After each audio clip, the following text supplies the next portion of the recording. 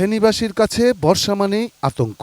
প্রতি বছরের বর্ষায় ভারতের উজানের ঢলে মুহুরী, কুহুয়া এবং সিলোনিয়া নদী রক্ষা বাঁধের বিভিন্ন স্থান ভাঙবে, প্লাবিত হবে ফুলগাজী পরশুরাম উপজেলার বিস্তীর্ণ অঞ্চল। এমনটাই যেন ফেনীবাসীর দুর্ভাগ্য। পাহাড়ি ঢলে ক্ষয়ক্ষতি রোধে ২০০৪-৫ অর্থবছরে শুরু হয় মুহুরী বাঁধের কাজ।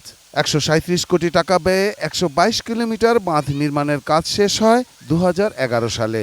তবে যথাযথ মেরামত ও তদারকি না থাকায় নদীরক্ষা বাঁধ নিজেকেই আর রক্ষা করতে পারছে না।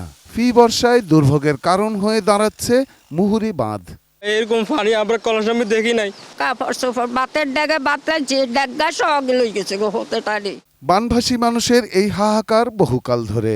বাঁধ ভাঙা মানুষের স্বপ্নগুলো একইভাবে ভেঙে যায়। উজানের ঢলে ভেসে যায় ফসলের ক্ষেত, মাছের ঘের, নষ্ট হয় ঘরগেরস্থালি। যত পুকুরে মাছ গেছে, ঠিক আছে, মানুষের আবাদি ফসল নষ্ট হয়ে গেছে, সব নষ্ট হয়ে গেছে। পানি উন্নয়ন বোর্ডের অবহেলার কারণে বছরে 2-3 বার ভাঙে।